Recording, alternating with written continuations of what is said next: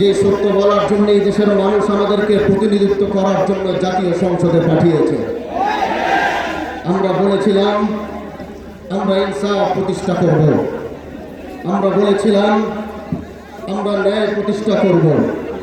আর আমাদের এই আওয়াজগুলো, এই কথাগুলো এই দেশের মানুষ, আমার এলাকার মানুষ তারা বিশ্বাস করেছিল এবং বিশ্বাস করে সেই শিবচরের মানুষ আমাকে ভোট দিয়ে আমাদেরকে জাতীয় সংসদে পাঠিয়েছে। মহান আল্লাহ মামুনুল হক দামাত বারাকাতুহু আমার উপর আস্থা রেখেছেন। আমার উপর আস্থা রেখে তিনি আমাকে এই দায়িত্ব পালন করার সুযোগ দিয়েছেন। ভাই, আমরা ক্ষমতার জন্য আমরা জাতীয় সংসদে যাই নাই। এরকম ক্ষমতা তো আমাদের পূর্বপুরুষের ছিল। আমরা এরকম ক্ষমতার আসন মসনদে বসার জন্য, আমরা ক্ষমতার মসনদে বসার জন্য জাতীয় সংসদে যাইনি।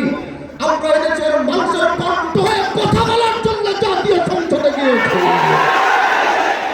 এজন্য যতদিন আমাদের কথাগুলো যতদিন রায় না হবে, আমাদের দাবিগুলো যতদিন পূরণ করা না হবে, আমাদের আন্দোলন চলতে থাকবে।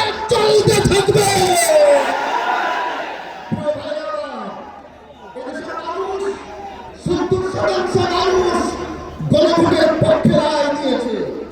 70% মানুষ জুলাইয়ের পক্ষে রায় দিয়েছে।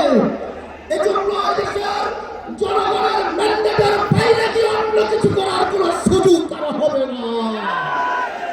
প্রিয় ভাইরা আমার, আমরা সরকার পতনের আন্দোলনে নামি নাই। এটা হলো সরকার পতনের আন্দোলন আর সমাবেশ নয়। সংসদে বোঝানোর চেষ্টা করেছি, হয়তো বুঝতে পারছেন না বলে আজ জনগণ ময়দানে নেমেছে বোঝাবার জন্য। এজন্য আমরা চাই সরকারটা বুঝবে, জুলাইকে ধারণ করবে, গণভোটের রায়ের পক্ষে সরকারও থাকবে, এটা আমাদের চাওয়া।